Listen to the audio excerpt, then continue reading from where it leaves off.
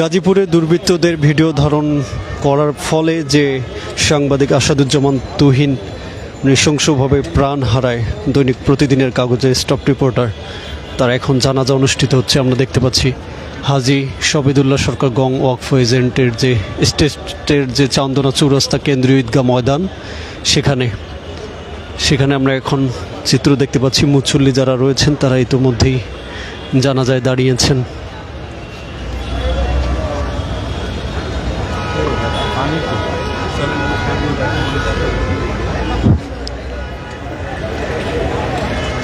গতকাল সন্ধ্যায় ভিডিও চিত্রে সিসিটিভি ফুটেজে যেমনটা দেখা যায় যে 6:58 দিকে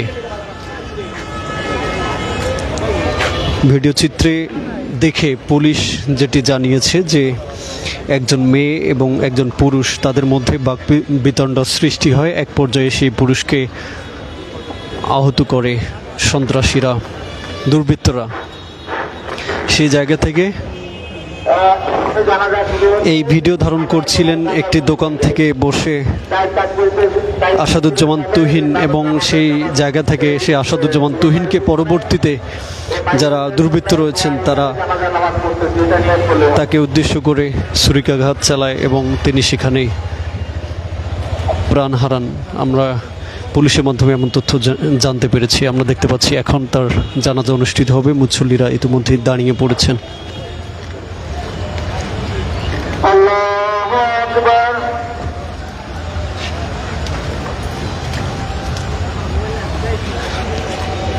জানাজায় অনেক মুসল্লি অংশগ্রহণ করছে, আমরা এমন দৃশ্য দেখতে পাচ্ছি।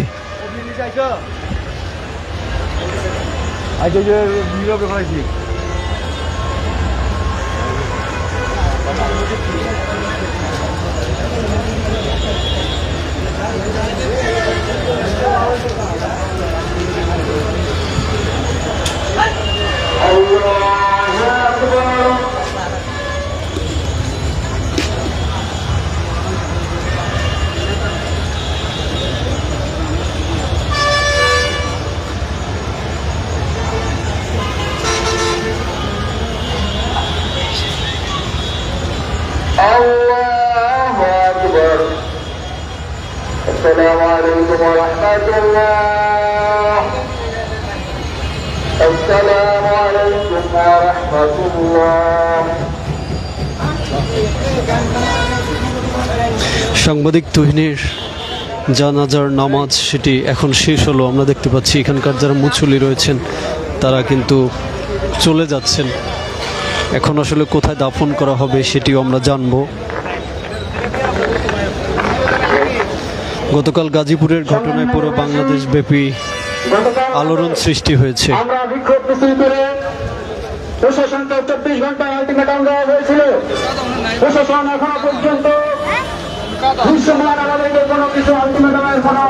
ভাই একটু জানাবেন যে আপনি যে জানাজা আসলে আপনি তার কিছু হন কিনা বা কি জেনেছেন এই বিষয়ে? আমি নামাজ পড়তে আসছি, আসে জানাজার করলাম। আপনাদের কি মনে হচ্ছে এই ঘটনাকে কেন্দ্র করে? আমি শুনছি কালকে এটা খুন হয়েছে, আর বেশি আর কেউ জড়িত রয়েছে, রাজনৈতিক কোনো ব্যক্তিত্ব বা কোনো সংগঠন? আমার জানা নাই, আমি ওই বিষয়ে কিছু বলতে পারবো না। বিভিন্ন ব্যক্তিকে আমরা কথা বলার চেষ্টা করছি, তারা যতটুকু বলছেন অনেকে আসলে জানেন না কি উদ্দেশ্যে বা কেন এই ঘটনা, তবে অনেকেই বলতেও চাচ্ছেন না। আমরা চেষ্টা করব অন্যান্য যারা রয়েছেন তাদের সঙ্গে কথা বলার জন্য। একটু আগেই কিন্তু জানাজা সম্পন্ন হলো, আমরা দেখতে পেরেছি।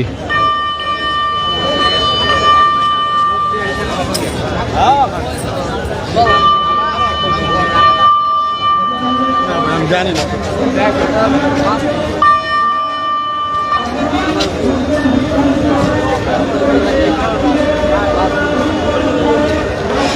চান্দনা চৌরাস্তা কেন্দ্রীয় ঈদগাহ ময়দানে সাংবাদিক তুহিনের জানাজা অনুষ্ঠিত হলো। আমরা দেখতে পাচ্ছি এখানে মুসল্লিরা তারা আসছেন। যে সাংবাদিকের লেখায় পত্রিকায় মানুষ সংবাদ পড়ত, আজ তিনি নিজেই সংবাদ হয়ে গেছেন, এমন চিত্র দেখতে পাচ্ছি। একদম শেষ দিকের তথ্য যদি বলি যে তাকে শহীদ তাজউদ্দিন মেডিকেল কলেজে ভর্তি করা হয়েছিল, মর্গে রাখা হয়েছিল শহীদ তাজউদ্দিন মেডিকেলে। সে জায়গা থেকে তারপর এখন কিন্তু জানাজা অনুষ্ঠিত হলো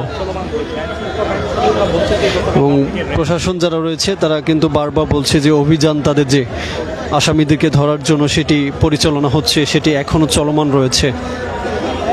এবং ইতিমধ্যেই সংবাদকর্মী যারা রয়েছে, গণমাধ্যম কর্মী যারা রয়েছে, তাদের বিভিন্ন সংগঠন থেকে তারা বিভিন্ন বিবৃতি দিয়েছে, তারা বিভিন্ন উদ্যোগ যে সেই সংবাদকর্মীদের সেটি কিন্তু তারা নিয়েছে, আমরা এমন চিত্র দেখেছি।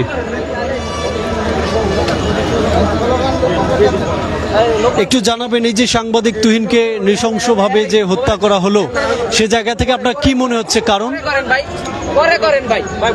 আমি গণ অধিকার পরিষদ গাজীপুর মহানগরের সভাপতি হিসাবে দেখতেছি যেভাবে দেশের আমাদের গাজীপুরের এলাকার আইন শৃঙ্খলা অবনতি হয়েছে, তাতে প্রতিটি থানায় যদি ভালো মতে যদি প্রশাসন যদি শক্ত হাতে যদি আইনের প্রতি মানুষের দরগড়ায় না যায়, তাহলে আগামীতে আরো ভয়াবহ রূপ নিবে।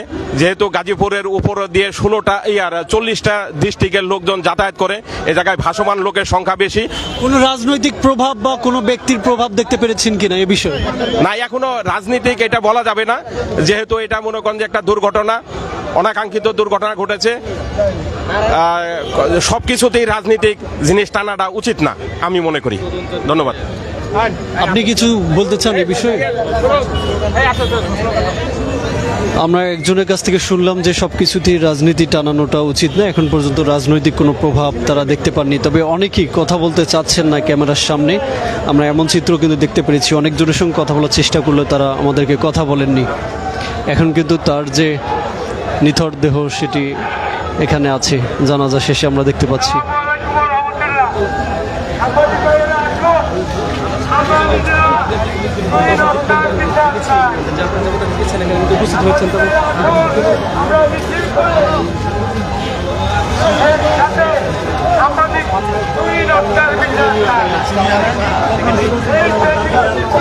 আমরা দেখতে পাচ্ছি মুসল্লিবৃন্দ তারা এখন কিন্তু ফিরে যাচ্ছেন তাদের কার্যক্রম শেষে।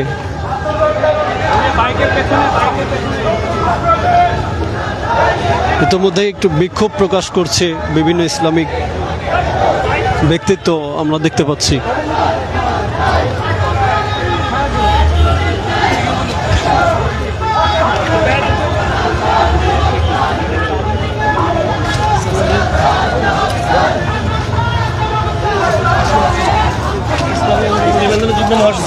একটু জানাবেন, আপনারা এই যে নৃশংসভাবে হত্যা করা হলো একজন গণমাধ্যম কর্মীকে, এ বিষয়ে গণমাধ্যমে কোনো প্রভাব পড়বে কিনা বা রাজনৈতিকভাবে এটার কোনো দায় আছে কিনা আপনি বলতে পারেন? এটা আসলে প্রথমত বলি, এই নৃশংস হত্যাকাণ্ড আমরা আমি এখানেও ক্ষমা চেয়েছি যে আমরা সাংবাদিকদের নিরাপত্তা দিতে পারি নাই। এখন একজন গণমাধ্যম কর্মী, একজন সাংবাদিক, তারই যদি জীবনের নিরাপত্তা না থাকে, আজকে সাধারণ মানুষের অবস্থা কোথায়? তার মানে এই ব্যর্থতা রাষ্ট্রের এবং এই ব্যর্থতা সরকারের সামগ্রিকভাবে আমরা সকলেই দায়ী। কারণ হলো এই সমস্ত সন্ত্রাসী, চাঁদাবাজ এবং সমাজ বিরোধীদেরকে আমরা রাজনৈতিক দলগুলো যদি শেল্টার না দিতাম তাহলে আজকে এই ঘটনা ঘটতো না। অতএব আমি মনে করি এটার প্রভাব তো অবশ্যই, এবং সাংবাদিকদেরকে ঐক্যবদ্ধ হতে হবে যাতে যে সমস্ত রাজনৈতিক দল এই সমস্ত সন্ত্রাসীদেরকে, চাঁদাবাজদেরকে এবং সমাজ বিরোধীদেরকে আশ্রয় প্রশ্রয় দেয় তাদেরকে যাতে সাংবাদিকরা বয়কট করে, আমি এটা বলবো। অনেকেই দাবি করছে যে বিএনপির চাঁদাবাজি কিংবা অন্যান্য রাজনৈতিক যে প্রভাব সেটা রয়েছে। আপনি আপনার পক্ষ থেকে কিংবা দলের পক্ষ থেকে, ইসলামী আন্দোলনের পক্ষ থেকে কি বলতে চান এই বিষয়ে? না, আমরা 5 তারিখের পরে নতুন বাংলাদেশ চেয়েছিলাম, কিন্তু আজকে দেখছি যে আসলে যারা অতীতে দেশ শাসন করেছে এরা আসলে এই জুলাই অভ্যুত্থান থেকে কিছু শিখে নাই, তাদের চরিত্র পরিবর্তন হয় নাই। আজকে আপনি বিএনপির কথা সুনির্দিষ্টভাবে উল্লেখ করেছেন। আমরা দেখছি কিছুদিন আগে যে বিএনপি গাজীপুরের 4-5 জনকে বহিষ্কার করেছে, তাই না? কিন্তু ঘটনা হলো যে ঘটনা তো শুধু 4-5 জন ঘটায় না, তারা তো দায়-দায়িত্ব স্বীকার করে নিয়েছে তাদের নেতাকর্মীদের বহিষ্কারের মধ্য দিয়ে। এখন বাকি এখানে আমি বলবো যে আসলে চাঁদাবাজ সন্ত্রাসীদের তাদের কোনো দল নেই, তাদের কোনো রাজনৈতিক পরিচয় নেই, তারা বরং নিজেদের সুবিধার জন্যে তারা রাজনীতির নাম ব্যবহার করে। এই জন্যে আমরা বলবো, আজকে আমিও বলেছি, আমরা রাজনীতির ঊর্ধ্বে উঠে আমরা এখানে সামাজিকভাবে সকলে ঐক্যবদ্ধভাবে সন্ত্রাসী চাঁদাবাজদেরকে আমরা প্রতিহত করব এবং এখানে আমরা কাউকে কোনো রাজনৈতিক ট্যাগ আমরা লাগাবো না। যারা চাঁদাবাজ, যারা সন্ত্রাসী, তারা কোনো রাজনৈতিক দলের হতে পারে না। কেউ কোনো রাজনৈতিক দল এটাকে দায় নেয় না, স্বীকার করে না। ধন্যবাদ। আমার নাম গাজী আতাউর রহমান, ইসলামী আন্দোলনের যুগ্ম মহাসচিব, মুখপাত্র। শুনলেন যে একজন নেতা ইসলামী আন্দোলনে তিনি যেভাবে বললেন মূলত যে রাজনৈতিক প্রভাব সেটি কিন্তু খানিকটা রয়েছে, এবং 5ই আগস্টের পর যে পরিবর্তন আশা করেছিল সাধারণ মানুষ, সেই পরিবর্তন কিন্তু তারা দেখতে পাননি, এমনটাই জানিয়েছেন।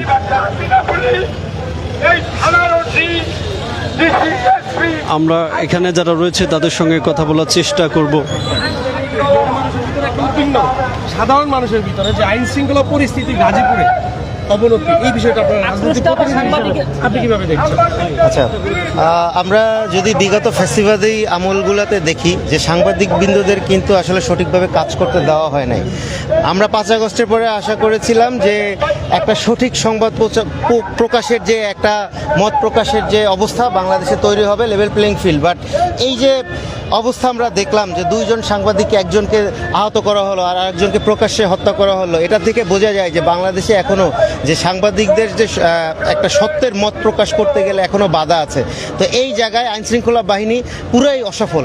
আমরা কিন্তু জুলাইয়ের সময় দেখেছি যে এই পুলিশ, এই চাটুকার পুলিশ, তারা কি করেছে, স্বপ্রণোদিত হয়ে তারপর ছাত্রদের হত্যা করেছে, মানুষকে হত্যা করেছে। এখন আপনাদের সেই স্বপ্রণোদিত কোথায়? এতক্ষণ হয়ে গেল, আমার ভাই মারা গেল, আপনি এখন পর্যন্ত কোনো কাউকে অ্যারেস্ট করতে পারলেন না। সারা বাংলাদেশে আপনার নিষ্ক্রিয় করে রাখছেন, সারা বাংলাদেশের পুলিশ নিষ্ক্রিয়।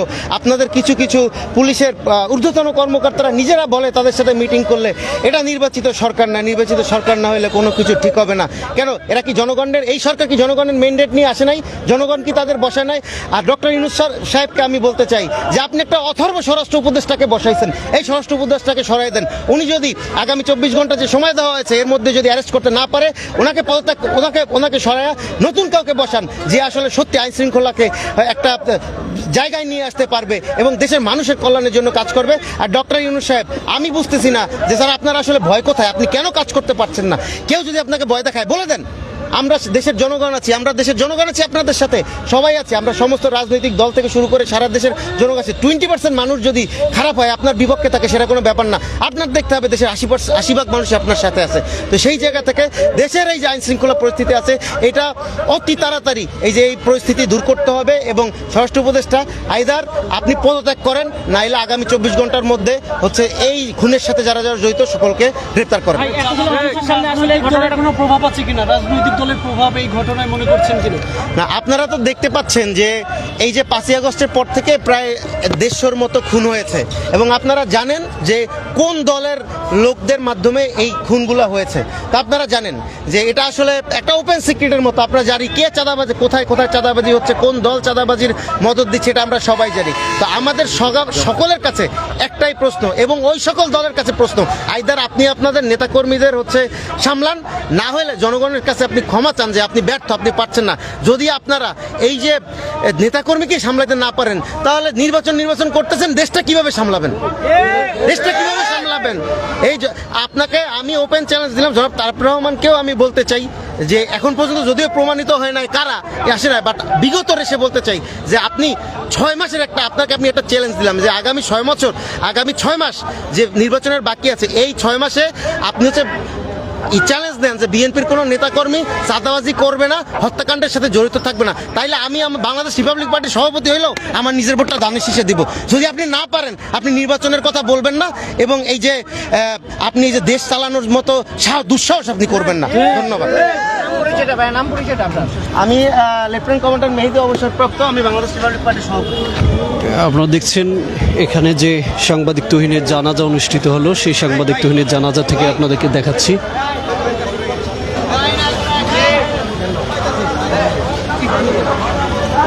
আপনারা দেখছেন এখন আমরা এখানে যারা রয়েছেন তাদের সঙ্গে কথা বলার চেষ্টা করেছি। অনেকে কথা না বললেও বেশ কিছু ব্যক্তি কিন্তু রাজনৈতিক প্রভাব, চাঁদাবাজির প্রভাব সেটির কথা স্বীকার করেছেন।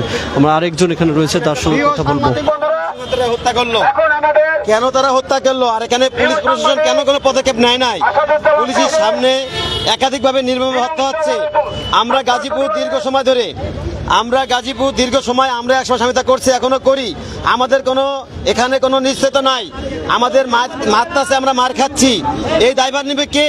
গাজীপুর প্রশাসন কেন নীরব? আজকে আওয়ামী লীগের লোকের হাত মেলাই এই কাজগুলো করতেছে। প্রশাসন ব্যর্থ কেন? আজকে সাংবাদিক মার খাচ্ছে, নিরীহ ভাই মার খাচ্ছে, এই দায়ভার কে নিবে? গাজীপুর না, সারা বাংলাদেশে আমরা এইভাবে আর কাউকে যেন নাম হতে দেখি, এ বিষয়ে আমরা সরকার প্রধানকে আমরা এই আহ্বান জানাচ্ছি।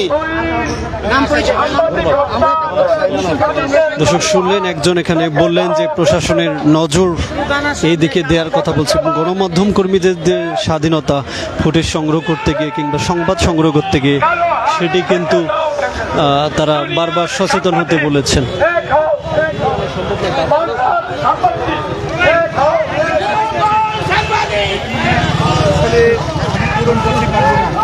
একজন সাংবাদিককে যে আপনি একটু জানাবেন আপনাদের যে যে অবস্থান রয়েছে, আপনারা যে আন্তরিকতা দেখিয়েছেন, আমাদের প্রতিদিনের কাগজ পরিবার আমরা সবসময় আপনাদের কাছে কৃতজ্ঞ। সত্যিকারে আপনাদের যদি সোচ্চার থাকেন, ন্যায় বিচার পাবে। আমরা যদি ন্যায় বিচার না পাই, বিগত দিনেও সরকারের সময় বিচার পাইনি আমরা খুনের ঘটনাগুলো। এখন আপনারা যদি সোচ্চার থাকেন, তাহলে আসামিগুলি গ্রেপ্তার হলে আমরা ন্যায় বিচার পাবো। আর যদি শিশু বাচ্চা আছে, এতিম বাচ্চা, সে অনেক টাকা পয়সা কোথাও পায়, যদি আপনাদের জানা থাকে এতিম বাচ্চাগুলি দিয়ে তাকায় এই টাকাটা যদি তুলে দিতে পারেন আপনারা, তাহলে আল্লাহ খুশি হবে। আপনাদের এই যে চাহিদা আপনাদের যে পূর্ণ হয়, এতিম বাচ্চাগুলো, ছোট ছোট বাচ্চাগুলো, হ্যাঁ, এই এতিম বাচ্চাগুলির উসিলা যদি এই টাকাগুলো তুলে দিতেন, কিছু টাকা নাকি বাকি আছে আমি শুনেছি, একটু সবাই দেখবেন, আপনাদের এটা আপনাদের সন্তান হিসেবে খেয়াল করবেন। আচ্ছা, এই ঘটনাকে কেন্দ্র করে কোনো রাজনৈতিক প্রভাব কিংবা চাঁদাবাজির যে অভিযোগ উঠেছে সে বিষয়ে কি বলবেন? আমাদের গাজীপুর মহানগর বিএনপির বিপ্লবী সাধারণ সম্পাদক আমি মঞ্জুর করি রনি সাহেব আজকের এই জানাজায় শরীক হয়েছেন, এবং ভারপ্রাপ্ত চেয়ারম্যানের পক্ষ থেকে আমাদের গাজীপুর মহানগর বিএনপির বিপ্লবী সাধারণ মঞ্জুর করি রনি সাহেব এই পরিবারের প্রতি, এই আমাদের যে প্রিয় সাংবাদিক আসাদুজ্জামান তুহিন ভাইয়ের পিছিয়ে ইনশাল্লাহ বিএনপির পরিবার তার পাশে থাকবে, এবং তার পরিবারের প্রতি ইনশাল্লাহ আমরা সবসময় সহায় থাকবো। আমরা আর্থিকভাবে তাদের সহযোগিতা জানেন, মেসেজ দিচ্ছি আমি। সাংবাদিক তুহিন হত্যাকাণ্ড হলো, আমরা সিসিটিভি ক্যামেরা ফুটেজ দেখেছি, আপনারা কি কাউকে শনাক্ত করতে পেরেছেন? আমরা এখনো শনাক্ত করতে পারিনি। কালকে আমরা পুলিশে এডিশনাল কমিশনার তার বক্তব্য শুনেছি, আমরা সিসি ক্যামেরার ফুটেজও দেখেছি। আমরা অবিলম্বে আহ্বান করব যে ঘটনা একটা ন্যাক্কারজনক ঘটনা, ইনশাল্লাহ বিএনপি থেকে আমরা উদারতা আহ্বান করছি, অতি দ্রুত তাড়াতাড়ি যারা এই ঘটনার সাথে জড়িত তাদেরকে গ্রেপ্তার করতে হবে। কিন্তু বলছেন যে এই ঘটনার সাথে বিএনপি জড়িত বা বিএনপির আপনারা গতকালকে পুলিশের ভাষ্য আপনারা শুনেছেন, বিভিন্ন পত্রিকায় পড়েছেন, যারা বলেছেন সম্পূর্ণ হুট করে একটা ঘটনার পরপরে বলেছেন বিএনপি জড়িত, এবং কালকে পুলিশ প্রশাসন আপনারা দেখেছেন বলেছেন এটা কি ঘটনা, একটা প্রথম একটা নারী সংক্রান্ত একটা মহিলাকে একটা লোকে মেরেছে, তারপরে ওই মহিলার মাধ্যমে এই লোকগুলো এসেছে, আপনারা দেখেছেন। আপনার সিসি ফুটেজ দেখবেন, আপনার তদন্ত করে দেখবেন বিএনপি এটার সাথে জড়িত না, এবং এই দেশটাকে একটা পরিকল্পিতভাবে যাতে নির্বাচন পিছিয়ে যায়, নির্বাচন সুষ্ঠুভাবে না হয়, তার জন্য কিন্তু একটা চক্র এটা। আমরা চাই অবিলম্বে এই সমস্ত সন্ত্রাসীদের গ্রেপ্তার করতে হবে। বিএনপির পক্ষ থেকে আমরা তাদের গ্রেপ্তারের দাবি করছি, প্রশাসনের কাছে আমরা দাবি করছি। বিএনপি হিসেবে যেহেতু আপনাদের নামটি এসেছে, আপনারা কি প্রশাসনকে তাদেরকে শনাক্ত করতে, অর্থাৎ দুর্বৃত্তদের শনাক্ত করতে আপনারা কি সাহায্য করবেন? আমরা অবশ্যই সহযোগিতা করব, এবং প্রশাসন আমাদের সহযোগিতা চাইলে আমাদের গাজীপুর মহানগর বিএনপির বিপ্লবী সাধারণ সম্পাদক বলেছেন আমরা সার্বিকভাবে পুলিশকে সহযোগিতা করব, বিএনপির পক্ষ থেকে সহযোগিতা করব, এবং আমরা ফুটেজ দেখে আমরা যদি কাউকে শনাক্ত করতে পারি আমরা নিজে থেকে তাদেরকে গ্রেফতার করার ব্যবস্থা করব। আমি মহানগর বিএনপির সাবেক যুগ্ম আহ্বায়ক, বাউল বদরুল বিশ্ববিদ্যালয় কলেজের ছাত্র সংসদের সাবেক জিএস, আমার নাম সুরুজ আহমেদ, আমি গাজীপুর সদর উপজেলা বিএনপির সাবেক সাধারণ সম্পাদক। ভাই, আপনার কাছে জানতে চাচ্ছি, আপনি একজন সম্পাদক, এই ধরনের সাংবাদিক যে নিউজ কভার করতে গিয়ে মৃত্যুর সম্মুখীন হচ্ছে, আমরা বিগত সালে দেখেছি সাংবাদিকরা তাদের কাজ সঠিকভাবে করতে পারেনি, আর এবার দেখছি কিন্তু সাংবাদিককে সরাসরি মেরে ফেলা হচ্ছে, এই বিষয়টা আপনারা কি বলবেন? আরে ভাই, নাটকের কোনো শেষ আছে? বিগত সরকারের সময় আমরা বহু নাটক দেখেছি। নাটকের নাম কি জানেন? ফিল্ম টাইম, যে ইন্ডিয়াতে হিরোইন ছবি দেখছেন, বড় বড় ছবি, এগুলো এরা এই ফেসিবাদের সময় সাগররুনি হত্যাকাণ্ড ঘটেছে, আপনারা দেখেছেন না? আমার ভাই বোন ছিল সাগররুনি। বক্সিগঞ্জে সাংবাদিক নাদিমকে হত্যা করেছে, জামালপুরে আপনার আপনার রেণুকে হত্যা করেছে, সমকালে সাংবাদিককে হত্যা করেছে, 53 জন সাংবাদিককে হত্যা করেছে। বাদ দিলাম সাগররুনি হত্যাকাণ্ডের ঘটনায় 105 বার তদন্ত কার্যক্রম পিছিয়েছে। তারা কি বিচার করেছে? আজকে যদি সাগররুনি হত্যাকাণ্ড সহ সারা বাংলাদেশে হত্যা